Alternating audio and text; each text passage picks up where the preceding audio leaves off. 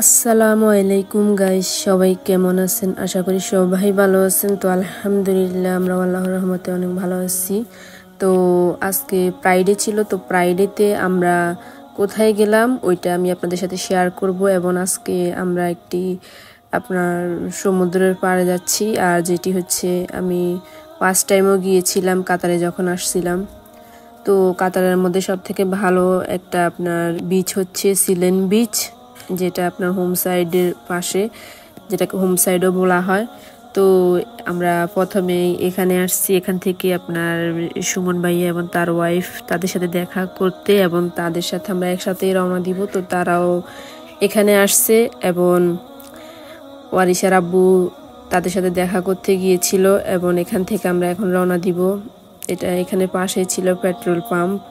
তো এখান থেকে গাড়ির ভিতরে আমরা তেল সংগ্রহ করি, এখান থেকে আমরা এখন রওনা দিই।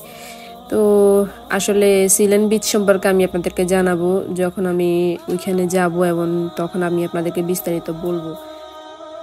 তো আজকে আমরা যখন বের হই এবং ওইখানে যখন যাই, একদমই আমরা প্রস্তুত ছিলাম না যে আপনার যে একটা ডিসিশন নিয়ে আমরা বের হয়েছিলাম, এবং ওই ডিসিশনে ওইখানে গিয়ে পরিবর্তন হয়ে গিয়েছে। তো কি হয়েছে এবং কি কি হলো জানতে চাইলে অবশ্যই পুরো ভিডিওটা দেখতে হবে। তো আমাদের সাথেই থাকুন। তো আমরা এনজয় করতেছিলাম পুরাটা রাস্তায়, যে আপনার গান চালিয়ে এরপরে আমরা গান শুনতেছিলাম, এবং পুরাটা রাস্তায় বোরিং লাগতেছিল না, আমরা কথা বলতে বলতে গিয়েছিলাম। তো কাতার এত সুন্দর কেন, আপনার why is the Qatar so beautiful, আমি আপনাদেরকে জানাবো। আমার কাছে অনেক ভালো লাগে কাতার শহরটা, কারণ আপনি যেদিকেই তাকাবেন একদম পরিচ্ছন্নতা পাবেন এবং পরিবেশ বান্ধব পাবেন জায়গাটা। তো প্রকৃতপক্ষে আপনার আদিম মরুভূমির বালির অন্তহীন প্রসারিত এবং সূর্যের নিচে ঝিকিমিকি করে ঘূর্ণায়মান টিলাগুলির মতো খুব কমই বিস্ময়কর। আপনি এখানে যেদিকেই তাকাবেন বালু আর বালু পাবেন।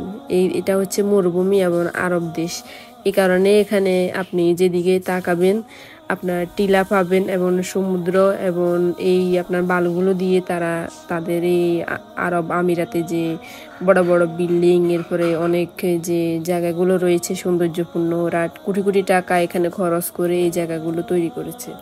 সো আপনারা যদি সৈকতপূর্ণ কোনো জায়গা চান, সৈকত চান, তাহলে আপনারা সেই সৈকতের এখানে অভাব হবে না সৈকত দেখার জন্য। এবং ট্রেন্ড রিসোর্টগুলি যা আপনার ফ্রেঞ্চ রিভেরার সাথে প্রতিদ্বন্দ্বী করে, এমন শান্ত খাড়ি যা আপনি কখনোই ছেড়ে যেতে চাবেন না, মানে এরকম একটা জায়গা। এবং রিসোর্টও এখানে এত সুন্দর, এটাই আমি বুঝাতে চাইছি যে রিসোর্টগুলোতে গেলে আপনারা সৈকতের পাশে আপনাদের ইচ্ছা করবে না যে রিসোর্ট থেকে আবার বাসায় ব্যাক করবেন, এরকম একটা অবস্থা।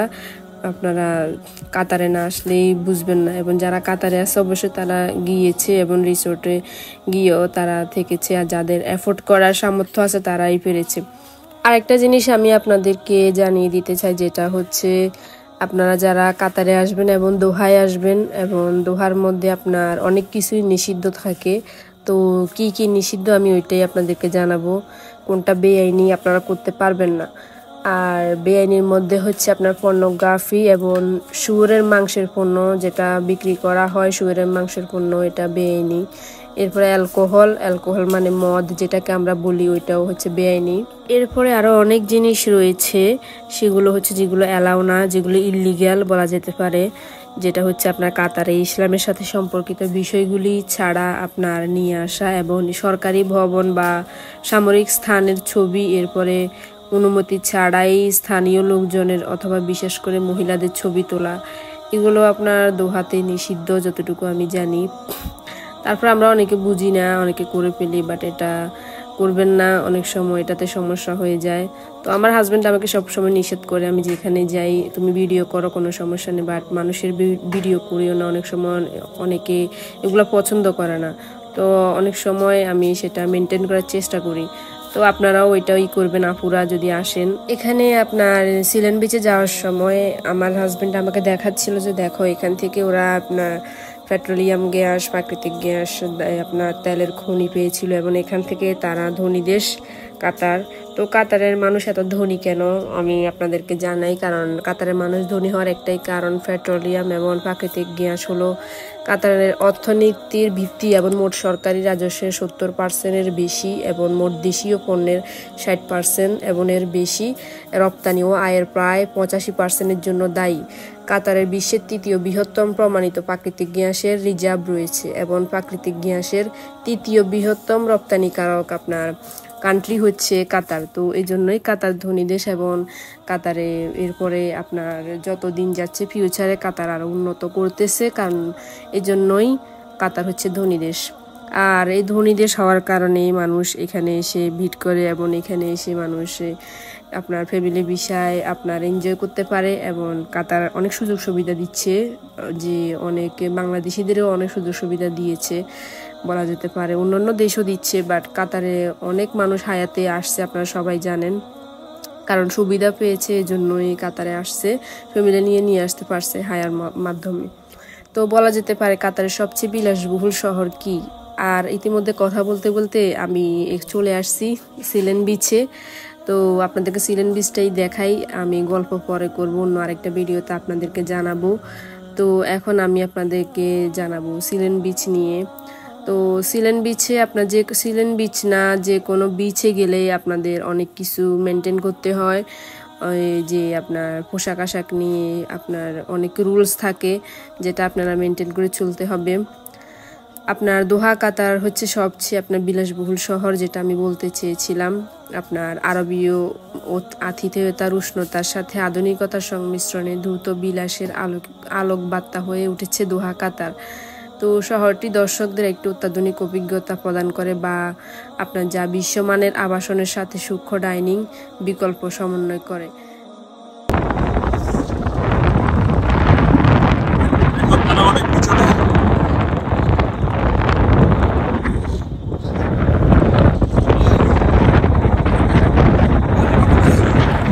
এটার মাধ্যমে বোঝাতে চেয়েছে ওরা যে কাতার আরব দেশে আপনার আধুনিক হচ্ছে দিন দিন এবং আপনার বিলাসবহুল হচ্ছে এবং শহরে অত্যাধুনিক উন্নত মানের যে অট্টালিকা বিল্ডিংগুলো করছে। এরপরে আশেপাশে যে আপনার যত সমুদ্র সৈকত রয়েছে এর আশেপাশে ওরা একটা আপনার পার্ক করতেছে, এরপর বিভিন্ন রকমের যে একটা ঘোরার জায়গা করতেছে, বিভিন্ন দেশ থেকে ওরা কফি করে নিতেছে।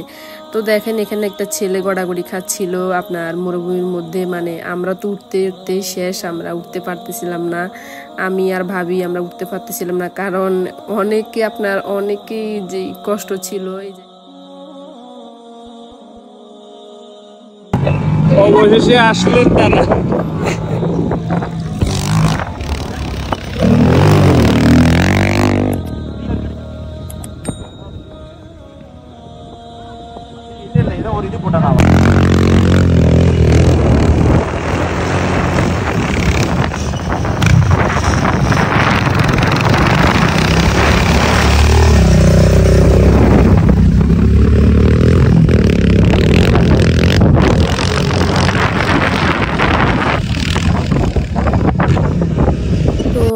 আমরা অনেক কষ্ট করে উঠলাম, অবশেষে তাদের পুরুষরা অনেক আগে চলে গিয়েছিল, তো আমরা মহিলারা দুইজন আমরা উঠতে অনেক কষ্ট হয়েছে, এই জন্য বলতেছিল অবশেষে আসলাম আমরা।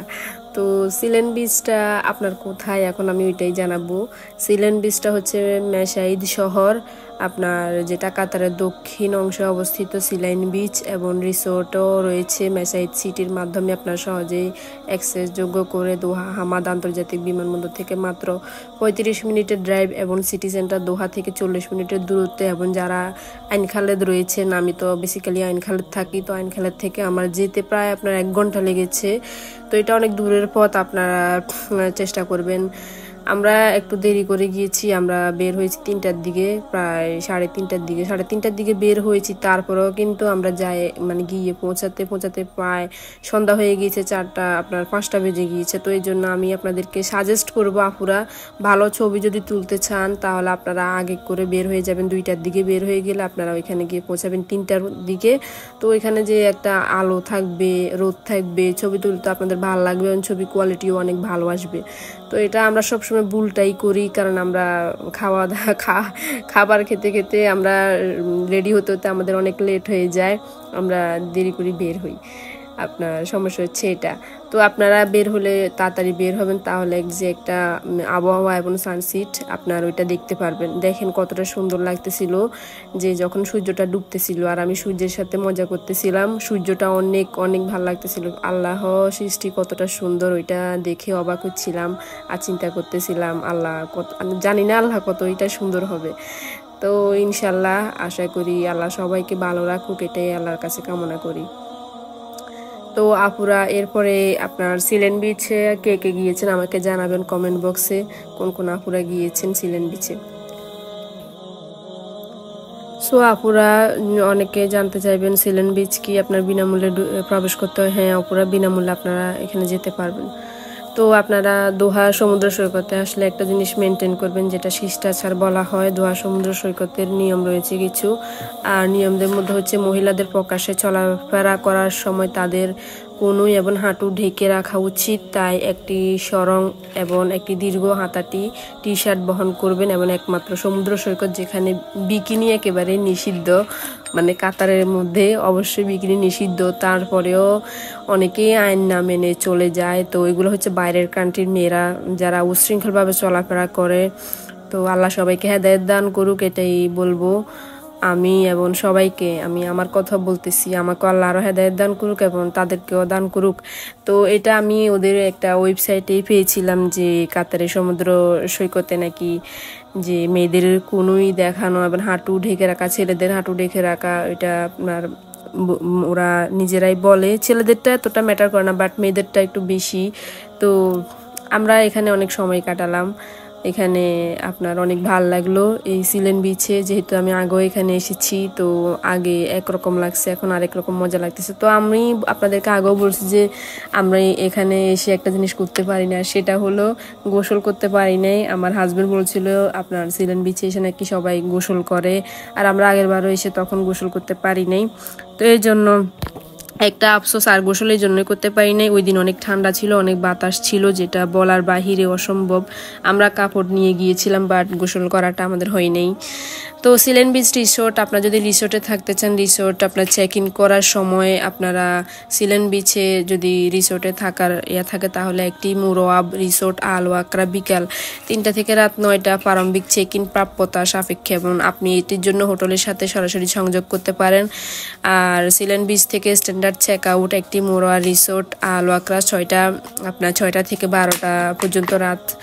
আর মুরওয়াব রিসোর্টে আপনারা অবস্থিত, আপনারা চাইলে ওইখানেও থাকতে পারবেন, এবং আপনারা চাইলে ওয়েবসাইটে অথবা যে কোনো গুগল থেকে চেক ইন করতে পারবেন, করে যোগাযোগ করে রিসোর্টে অর্ডার দিয়ে তারপরে এখানে থাকতে পারবেন।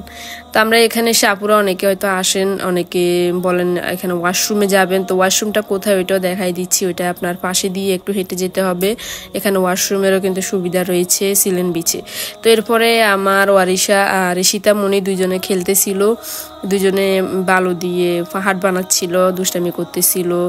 তো আমাদের টাইমও আপনার চলে আসছে ঘনিয়ে, যেহেতু আমরা এখানে গোসল করব না, আর এখানে গোসল করলে নাকি অনেক উপকার পাওয়া যায়, মানে যেটা আমি জানি। তো এই জন্য আমাদের এমনিতে গোসল করার কোনো আগ্রহ ছিল না, আর ওই দিন অনেক ঠান্ডা ছিল। তো আমরা পরিকল্পনা করেছি অন্য আরেকদিন আসবো এখানে, তো ওইটাই ছিল। তো আমিও সমুদ্রে যেহেতু নামলাম না, আর নিজেকে আর এখানে যে পানির মধ্যে আর নামলাম না, এজন্য আমরা এখন এখান থেকে চলে যাব। তো আমার আজকের এই ব্লগটা এতটুকু পর্যন্তই ছিল। আপুদেরও যদি কোনো প্রশ্ন থাকে মনে, আর আমার যদি কোনো কথাবার্তায় যদি ভালো না লাগে, তাহলে অবশ্যই কমেন্ট বক্সে জানাবেন। আর আমার হয়তো অনেক কিছু অজানা থাকতেও পারে, যেটা আমি জানি না। তো যারা জানেন তাহলে তারা আমাকে কমেন্ট বক্সে জানাবেন। তো কথার মধ্যে যদি কোনো ভুল ভ্রান্তি থাকে তাহলে ক্ষমা সুন্দর দৃষ্টিতে দেখবেন। তো সবাই ভালো থাকবেন আপুরা এন্ড ভাইয়ারা। তো আজকের ব্লগটা এই পর্যন্তই, আমরা এখন ব্যাক করব। তো আমরা এখান থেকে কোথায় যাই ওইটা আমি অন্য আরেকটা ব্লগে আপনাদেরকে জানাবো। তো অন্য আরেকটা ব্লগ দেখার জন্য আমাদের সাথেই থাকতে হবে, এবং নেক্সট ব্লগ কখন দিই সেটা দেখতে হবে। তো অনেক কিছুই আরও জানার আছে, আমার নিজেরও অনেক কিছু অজানা রয়ে গেছে, তো আপনাদেরকে জানাবো। তো আল্লাহ হাফেজ, আজকের ব্লগটা এই পর্যন্তই ছিল।